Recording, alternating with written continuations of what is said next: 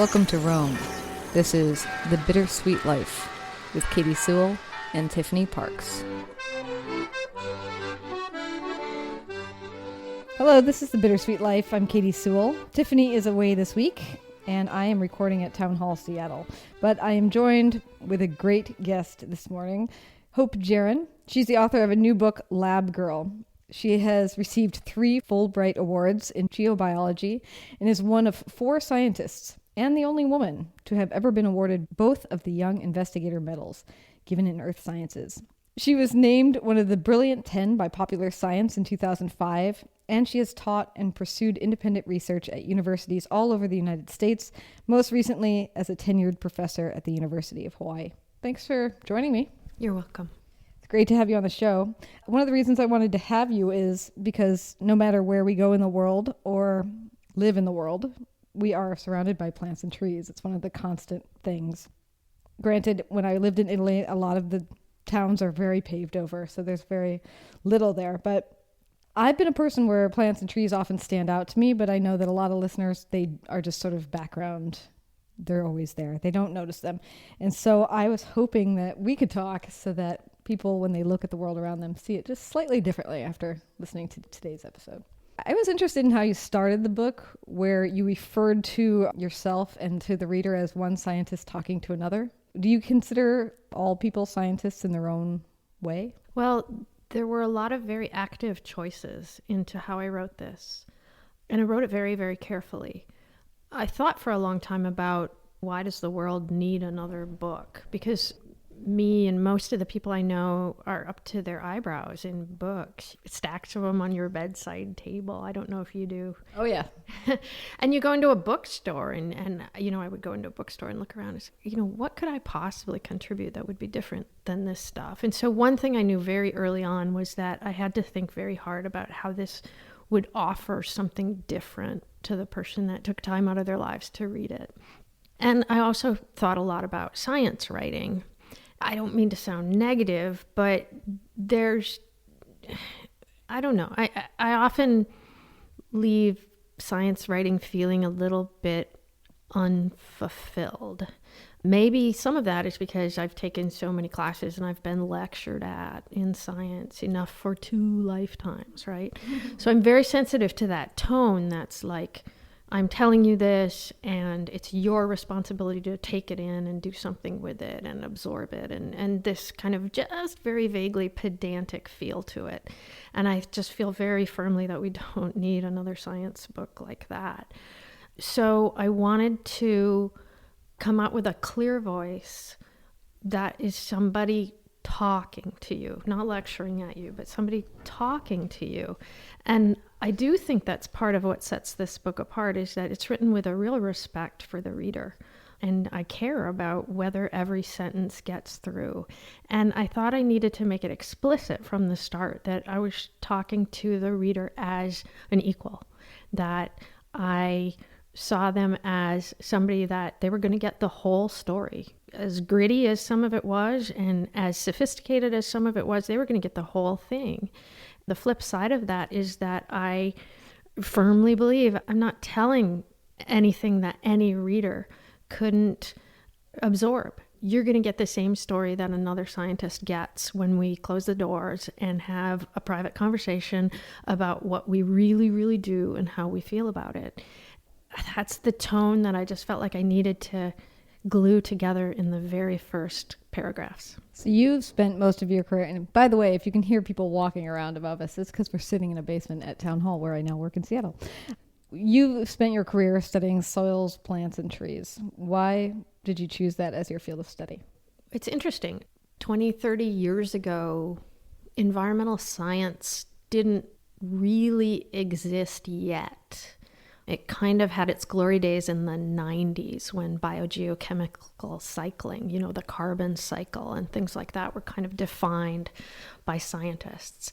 And so if you wanted to study the interface between what was alive and what wasn't alive, and today it's very old hat. We talk about petroleum, putting it in our cars, putting it in the atmosphere, what that's doing to the ocean, etc. And so thinking about a cycle from the non-living to the living has now become part of our our everyday discourse. Back then, it was still very much, you were a geologist and you looked for petroleum, or you did mining, or you were a biologist and you worked on agriculture, or you studied disease and how to cure it, etc. And the interface between the two happened in the soil department. Those were the folks that were worried about how rocks weather and how different fertility chemicals get into the soil. And they were also interested in how plants grew and how they moved water around, and how rain cycled through the thing. And so it became a very natural place to sort of look at that basic integration between what's alive and what's not alive. And that's always been my fascination.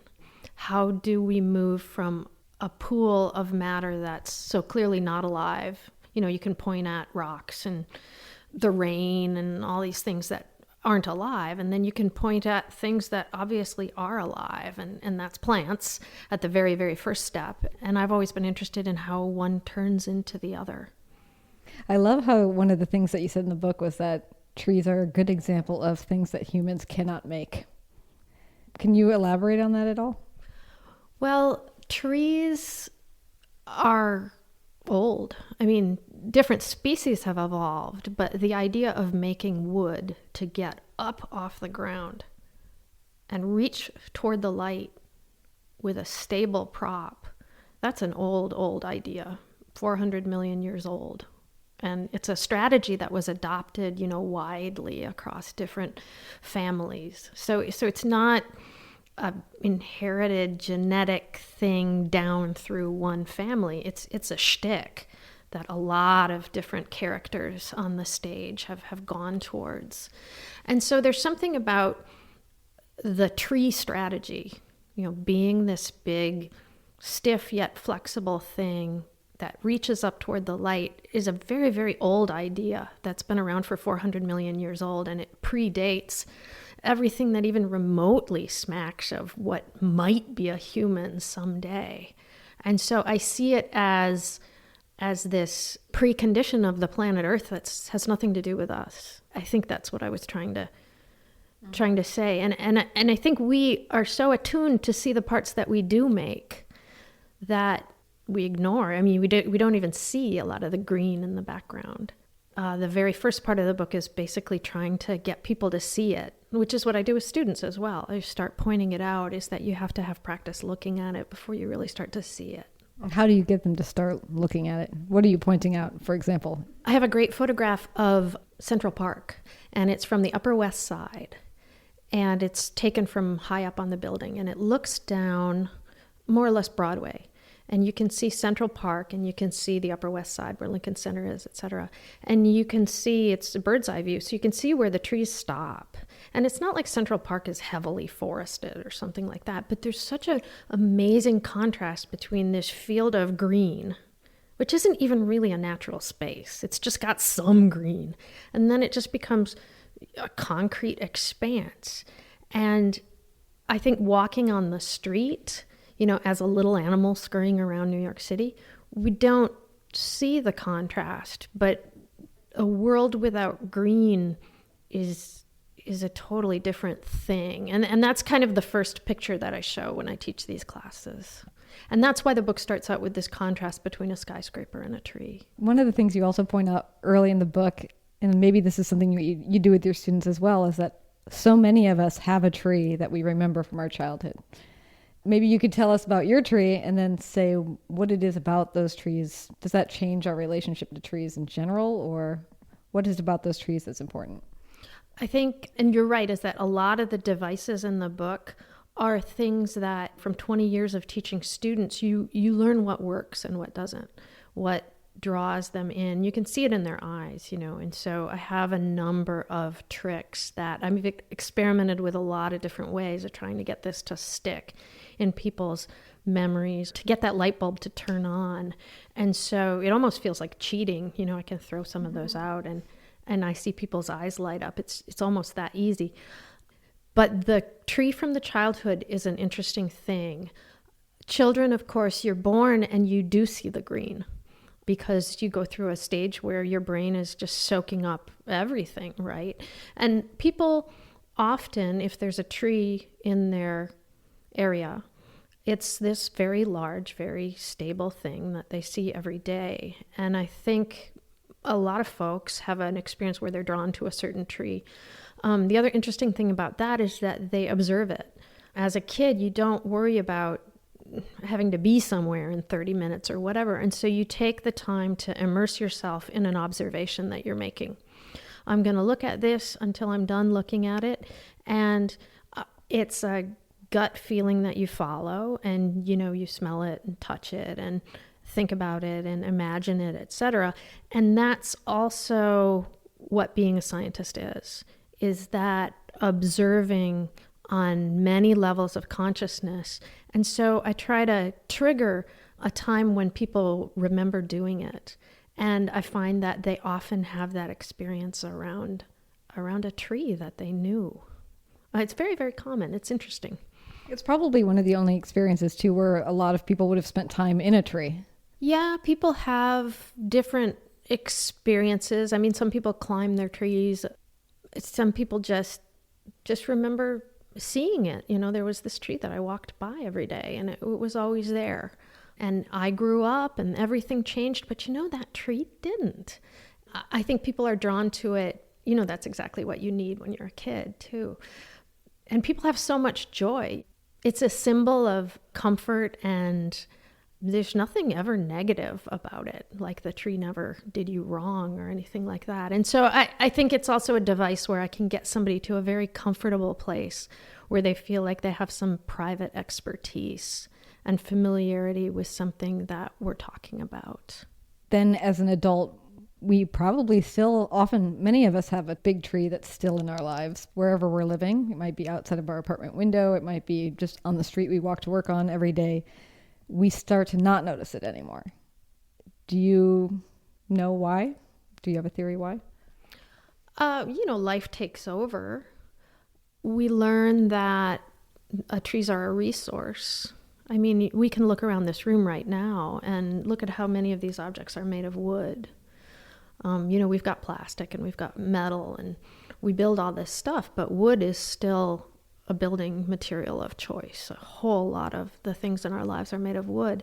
And, you look at just number one, the sheer number of things, and then think about how every piece of this wood used to be a living organism that, tried its best to stay alive and maybe pulled it off for, 40, 70 years or whatever. It is everywhere.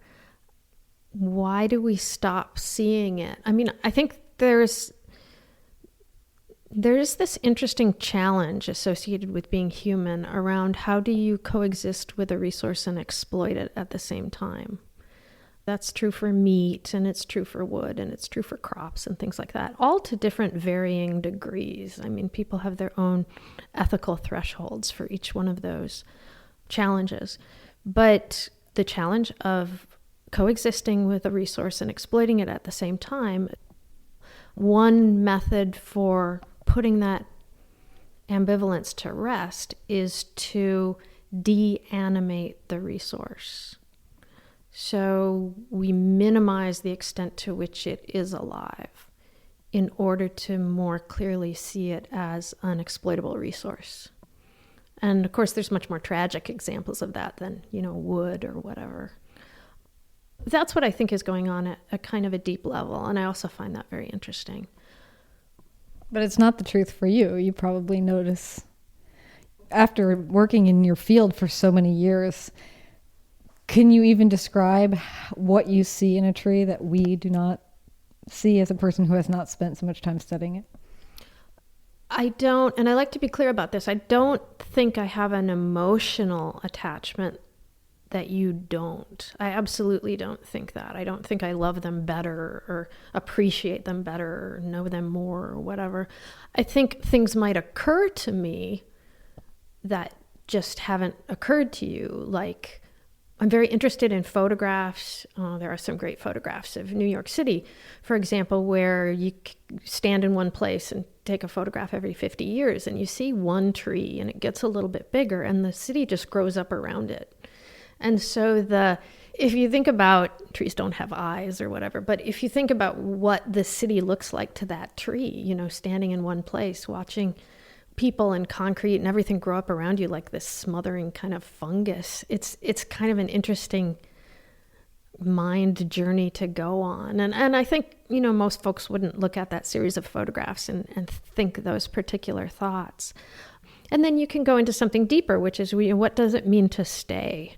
You and I, the weather turns yucky and we go inside, and plants never do that. You know, they stand there and they stay, and their success is all about being able to stay and endure and feed back into processes that either subtly or not so subtly modify what's coming at you. Just a very different way to make it in the world. It reminds me of your discussion of the seed in the book. What a seed has to go through to become a tree or a flower or whatever it becomes, to get that chance to be something. Can you describe sort of how you describe what a seed's life perspective is? Seeds are crazy. It's like having magic powers or something. I can do this to you right now. I mean, think about what the world would be like if every seed, if every acorn that fell turned into a tree. I mean, we'd be up past our eye. There would never have been room for animals to evolve. I mean, it's crazy. So this is a really fun thing to think about, because it is such a great example of the otherness of trees, which I talk about a lot, is that they're not like us and we can't empathize with them because they're so stunningly different. Even very basic things, the whole way they approach reproduction is just make a sickening number of offspring with just a radically small chance of ever going anywhere. You know, if a 100-year-old oak tree replaces itself at the end of 100 years, then it's done its job. But think about how many acorns it made along the way. I mean, that's a hard way to get the job done, right? So seeds are interesting in that they happen, but they have so little hope of going somewhere. Then when one does, it had to have been a seed. So there's no other way to do it. And yet it almost never happens. And so I think of every tree that was once a seed as this impossible thing that somehow happened. Every tree that you see around you is impossible. It's absolutely impossible. And yet there it is. It's huge. It's bigger than you are. It's stronger than you are. It is the whole impossible world standing there being. It's amazing. I've always thought that it must have something to do with the forgetfulness of squirrels, that they bury so much and then they lose track of where they put stuff. Yeah, I mean, the relationship between plants and animals is interesting. And we're always, even with squirrels, we're always tempted to believe that we matter more than we do. I read a study, and I wish I could remember where it is that, you know, squirrels, and you can look out your window and they run around burying stuff or whatever. How many, and I do remember this number, how many out of 1,000 acorns that a squirrel buries, how many of those do you think it digs up later and actually eats? No idea. Very few, I would think. How would he keep track? It's like 3. Only 3? Yeah. So that means that even though they bury them, the seeds are still not coming about. So it gets better. So let's think about this. Who really benefits from the squirrel doing this? Who really benefits? The seed? So how the hell else is a seed going to get 2 or 3 inches underground, which is a great thing to do if you're a seed? It can't dig itself in. So you've basically got these legions of squirrels stuffing these things into the ground and spending all this energy running around, you know, doing it. They could be doing other things that pay off better, right? So the squirrels are actually working for the trees, right? Your chances as a seed of actually becoming a tree are astronomically better if you can somehow jam yourself into the ground. Right, so you've really got these legions of squirrels running around working for the trees, and they don't get much benefit off of it at all. And knowing the numbers is the key to getting that right. Because if you don't know the numbers, that 3 out of 1,000, you're tempted to think that, oh, yay, the tree makes food for the squirrel, and the squirrel comes and gets it, and it's all about, the trees are there like checking their watches, like, time to feed the squirrels, let's get going. But it's not, animals are just a random parasite that feeds off of the garbage made by plants. It's just a recent kind of thing. I mean, plants did very, very well. Trees did very, very well on this planet for millions of years before there was anything like animals. And yet we have this need, this emotional need to believe that they care about us, or they're doing something for us, or that it's okay to whack them down and turn them into tables and stuff because, it's just what they're for. It's real. It's I don't know. I think it's funny. It's their job to give back, so to speak. They're here for us, that sort of mentality. Right. And that's again how you justify exploitation. So what would the internal life of the tree be? If it's not like our external view, they're here for us. What's the internal view of a tree as far as what its goals are? It's pretty clear. I mean, a tree needs light, and it needs carbon dioxide, and it needs water. And it spends all of its time trying to get those three things. And it has a million different ways of jockeying around and improvising and brutally stabbing towards those resources. And, if something walks by and chews a couple leaves off, that doesn't even hit the radar most of the time. And I see that's what the tree thinks about, or that's what the tree worries about. And I always get dinged for anthropomorphizing or something like that. But I haven't anthropomorphized it. I've just dared to use a word that anybody would understand instead of choosing the right scientific word that takes me away from being able to write that sentence. You're a scientist, I'm a scientist. And that's not a price I'm willing to pay with this book. You tell a story about the day after many years of working as a scientist, I would say, of the day that you felt like you actually were a scientist. Yeah. Do you want to tell that story? Yeah, well, in school, you're taught to do things that somebody's already done. So they know what the right answer is. So, you do this experiment where you mix base and acid and you do a report on what you got. And somebody knows what the answer is, and you're evaluated against whether you did it right. But what science is you're doing something where nobody knows the right answer. And in fact, nobody even knows if what you're doing is worth doing. Nobody knows if the right answer is even worth having.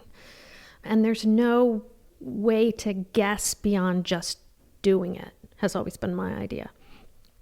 So I think when you do that and you learn something, then all of a sudden you're the only person in the world who knows it.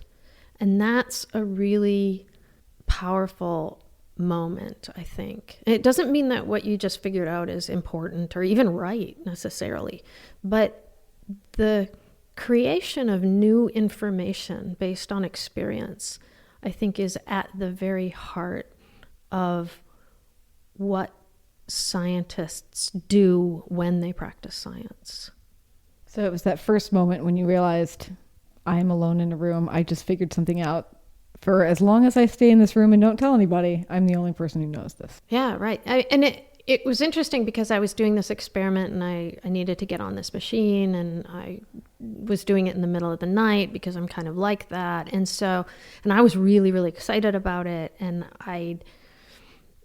it was my idea to make the measurement in the first place. And then I learned the answer, and it was the middle of the night, and I had no one to call. I had to wait until the sun came up to bother somebody and say, "Oh, I figured this thing out." At which point they'd say, "Yeah, that's I would have guessed that," or it wasn't like discovered the cure for some disease. It was a very, very small step, and science is like that. But I had to stand around and wait for the sun to come up before I could tell anybody, and I had a long time to think about how, gosh, I'm the only person who knows this. And until I tell somebody, this is really, really mine. It's this existential thing that's really mine. And right now, my mind, what I know is actually unique in a big universe full of people. And I don't know if you get that in any other walk of life. What did you find out? Well, it's anticlimactic or whatever. I think it's lovely, personally. Yeah, right. So the other thing that people don't generally know is that the line between what's a rock and what's alive is very interesting in that most living organisms precipitate minerals, precipitate rocks as part of their biologic processes. So your teeth, for example, are enamel, which is actually the mineral. There's actually the mineral apatite in there, a very hard mineral. And your bones are another example. It's a slightly different mineral. Seashells are a different example. A peach pit is a mineral called aragonite. A lot of plants have very small little mineral buds in them called phytoliths. That's what grinds down horses' teeth as they eat, etc. And of course, almost every family in the tree of life makes a mineral as part of their functioning. Every little shell in the ocean, etc. A lot of that is what survives as a fossil. So if you dig up fossils later, you find bones and you find shells, and we also find little peach pits. And cherry has a very hard mineral pit. And bamboo, a lot of what's inside bamboo is actually a very glassy substance. That's what makes it so hard. And so we have a record of these fossils, and they're often minerals. And we wanted to look at whether we could use these fossil minerals to reconstruct what plant life was like. Could you take the mineral part, which preserved, and analyze it chemically, and it would tell you something about how the plant lived, etc. So that was the idea. But the very, very first step was, what mineral is this?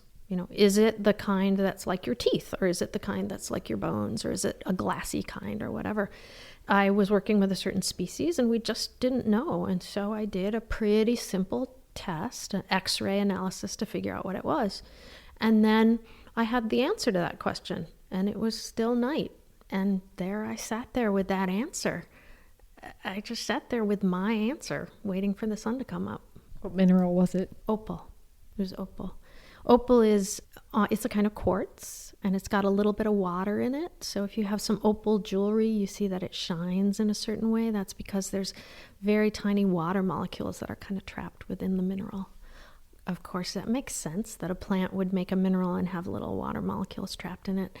It was also the readout from the machine was very, very obvious. I mean, sometimes you get data that's sort of like, well, it could be this and it could be that or whatever. But this was one of those times when it came out, and like, you'd have to be really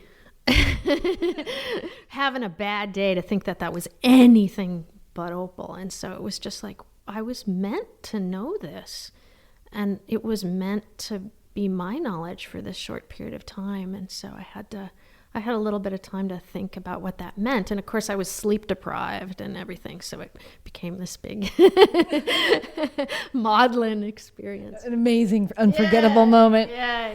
Are there assumptions people make about you when they find out you're a scientist? Well, I don't often announce myself as a scientist.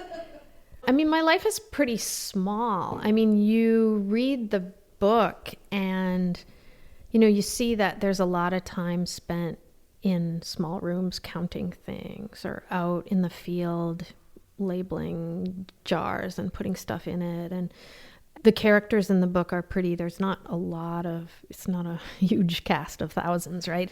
And so there's a lot of stuff that's not in the book, right? If you read between the lines, there's I've never been to a club, whatever that is, or there's not dinner parties and vacations and family dinners and the kind of normal stuff that normal people do. And so it doesn't often come up that I'm in some public space introducing myself and talking about being a scientist. It just doesn't really happen. And I actually try to avoid it, because what I really hate is if I say I'm a scientist and then you get that people actually pull back. I have a friend who has a physics degree from MIT, and she says, when I tell people I'm a physicist, they physically take a step back. They physically move back from me. And that's, it just hurts just a little, because you want to be like whoever you're talking to. You want them to like you or whatever, but I don't know. I guess you are just a little bit of a freak, and that's painful. Why a freak, though? Why do you think people think that? Well, I think people have mixed histories with respect to science. I think people perform poorly in science and then they're punished for it, and that stays with them. People are told they're not good at math, or people have big insecurities around their skills because we feel very free to assess people's scientific potential at a very young age. Is it that we feel that you're smarter than me because you're a scientist? I don't know. I mean, there's a lot of, I don't know. I mean, my life is pretty small, so it is actually a very bizarre experience to be speaking on behalf of anybody. It's not like, I met with all the scientists and we decided that I should say this. In that, I feel like there's been so much isolation in this career. And that is actually one of the kind of sad things, is that I came from a very small town.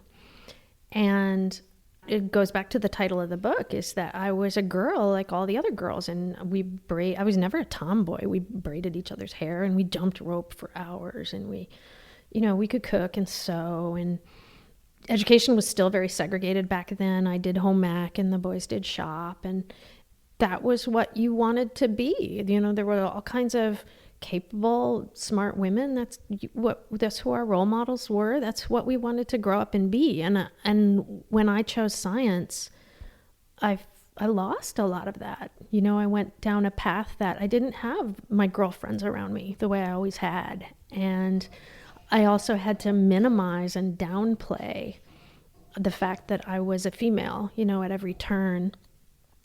And maybe I didn't have to, but it certainly made things easier if I did. If I didn't have my femininity in people's faces all the time, it just made things go a lot easier. And so I had to let go of that a little bit. Part of this book is reclaiming it. That's why it's called Lab Girl. Sometimes I get reactions to the fact that sometimes I actually hear that's a demeaning title or what, which I think, gosh, I'm almost 50 years old. And when am I going to be okay with the fact that I was a girl? And I don't want to live my whole life and never stand up and say that I was a girl. And I was a scientist when I was a girl. All the skills that I use today were very much in place when I was very, very small. This is part of me claiming it and returning to it. Yeah, I've talked a couple miles away from your original question, so I'll just let you say something. But have you noticed in your career that things have changed as far as how people treat female scientists, or is there still big division between the male scientist and the female scientist? The numbers are changing, in that there's more women in the room. It was very common when I was in college to be the only girl in the class. And especially as you moved into higher classes and as you walk down this path where you're better at science and you are promoted and you get to positions of power and access, you find yourself in rooms with fewer and fewer women in them. I think those numbers are changing, but they're changing from the bottom up. And there's also kind of a fall off effect where they're not changing at the top at the same rate that they're changing at the bottom. We're doing a good job at increasing participation at the front end, but we're not doing a good job at seeing that participation through where it needs to go. And so I have doubts about the rooms may have different numbers of women in them, but I don't know if they're being treated better than we ever were. Then again, the difference between 1 and 2 women in the room is huge. And that's another big theme in the book, is that the difference between 0 friends and 1 friends is everything. Going totally opposite that. Yeah. One of the things I love, and you could say maybe this is you anthropomorphizing again, but I love it. You talked about plants as having enemies. Yeah. I love that notion. Can you explain what you mean by that? Well, plants get sick the same way we do. They get viruses and they get bacterial infections, and they certainly have herbivores. I mean, most of the stuff out there views plants as food, right? And so what is an enemy? I mean, an enemy is anything that wants to destroy you, part and parcel of for its own benefit. So I can cast, a beetle as an enemy. And then plants have ways to combat their enemies. They have defense compounds that they use. They have all kinds of strategies for making themselves less palatable or less vulnerable, etc. And so if you look at, a beetle is spending all its time trying to figure out how to get a chunk of leaf into its mouth. I mean, that's pretty serious warfare. I mean, it isn't like beetles work 9 to 5 and then they come home and eat a plant or what. That thing's got nothing else to do besides attack that plant or attack the one next to it or look for. And so I feel totally justified in saying this is a war. These organisms are completely consumed with staying alive, sometimes at the expense of each other. And so I don't feel any compulsion about using the terminology we've developed for warfare. For that, it seems like a totally normal application of the terms. Well, in that way, it takes humans out of their lofty position and says, look, you're doing the same thing as what this tree and this beetle are doing with each other. It's also a device that allows me to invoke your empathy and your sympathy. You may not know what a defense compound is, but you know what a war is. You know what a bullet is. And I can come to you on your terms and invite you to make that step by using a word that's already plugged into your system of meaning. Now, the risk is that you'll interpret that slightly differently than I mean. I don't want you to conjure up images of blood or something like that, because trees don't really bleed in the same way we do and stuff like that. But that's a risk I'm willing to take. There will be time to kind of refine exactly what a wound looks like. But I think to draw you in and also to make you feel comfortable, I'm coming to you on your terms and using your words. I think that's something that most readers are willing to forgive, that imprecision. Most readers are fairly forgiving in terms of when, readers can sense when somebody really cares about whether they hear. That's what I've found. What about weeds? Why do we hate weeds so much? We hate them because we can't control them. They don't just grow where we don't want them to. They grow really well where we don't want them to. They grow a lot better than whatever it is we want to grow there. So they're the ultimate symbol of the fact that we don't control the world. Also, it's like that weed has nothing else to do but figure out how to screw up your yard, right? You have to go to work and come home, and on the weekends you can garden a little, but that thing is out there 24/7. And you've got some roses or something that grows really slow and whatever, you're trying to change the world into something that's good for them, but it's not. I think weeds are a demonstration of our powerlessness and an example. If people are unhappy with their gardens, the best thing that they can do is figure out what grows easy and grow that. Yeah, and it's not grass, really. Yeah, you can make your life easier, but you're not going to change this dynamic that's been in place unless you just go whole hog and pull out, some hardcore poison or unless you really wall up the environment and change the earth or whatever and change the ground rules of who can succeed there. You're fighting a losing battle, and I don't think people like to be reminded of the fact that they're not in charge. That's my psychoanalysis of people and their weed obsession. I like weeds. I like weeds because they're unapologetic. They don't care if you don't like them or want them there or whatever. They just are like, this is easy. I'm going to grow. The thing that's always funny to me is that people are creating the perfect environment for whatever this thing is that they can't stand, right? it's like, oh, we hate this pest. And it's like, well, stop making a world where only it can live. It's like just hating it and being upset is not going to do it. It's like, like the kudzu problem along the highways. The kudzu is taking over the highways and you can't see the dogwood and it's this awful thing. And it's like, but you slashed a highway there. You disrupted the forest and created this ditch where only weeds can grow. And now you're shocked that the highways are covered in weeds. It's kind of this funny thing. But our relationship with nature is really fraught with control issues that are making us a little bit miserable. It reminded me of a quote that you wrote, and I wrote it down. You say, "My job is about making sure that there is some evidence that someone cared about the great tragedy that unfolded during our age." Can you elaborate on that? Yeah, I mean, our attitude toward the environment is so rhetorical. We talk about this stuff and we talk about what kind of world we want, which is fine, but I often, I remind people that talking about something and doing something about it are two different things. And as long as our activities are the same, it doesn't matter what rhetoric we spout. It doesn't matter if we condemn the activities we perform as we perform them.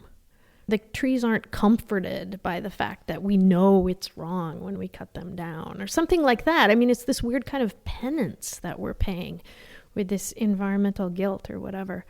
And so until I see the activities change, and not just the rhetoric explode, until I see the activities change, I don't think there's any reason to think that we're not in the same environmental boat that we were 20 years ago when we were just blithely doing these things uninformed.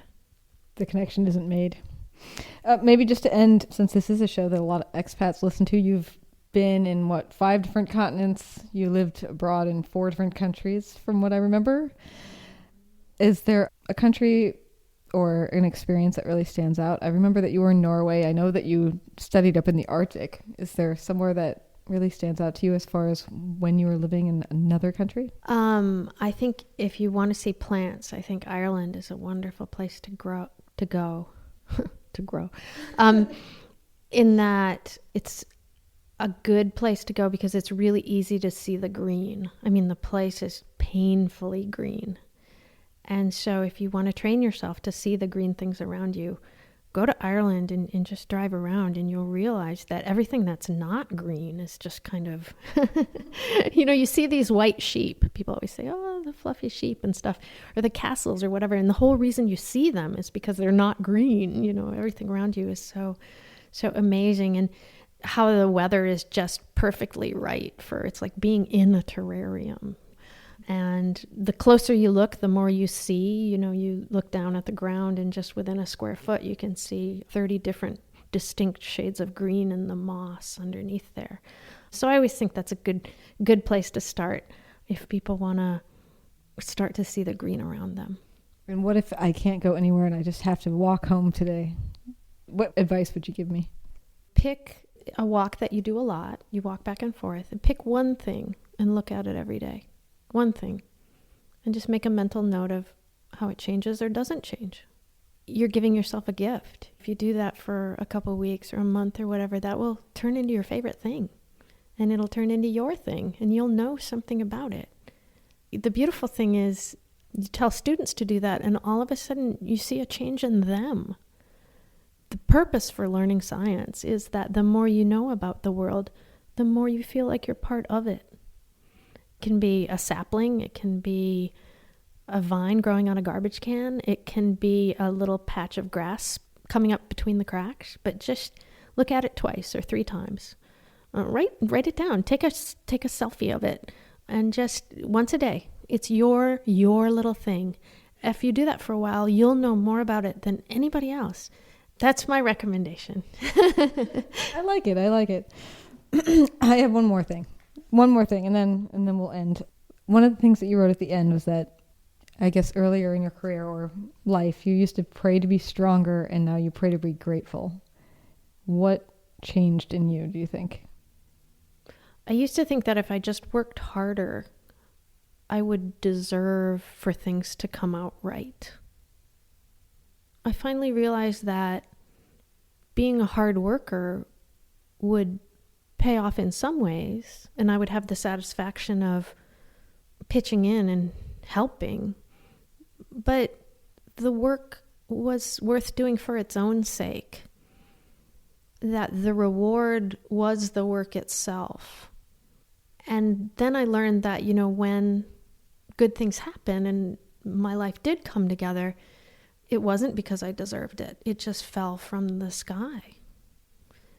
And so there isn't any response to that but to be grateful. I think that's where it comes from. Well, thank you, Hope, for being with us today. It was great to talk to you. You're welcome. Is there anywhere you want people to look for you? Obviously, your book is called Lab Girl. And is there anywhere else, if people want to read more of what you've written beyond the book, that they should be visiting?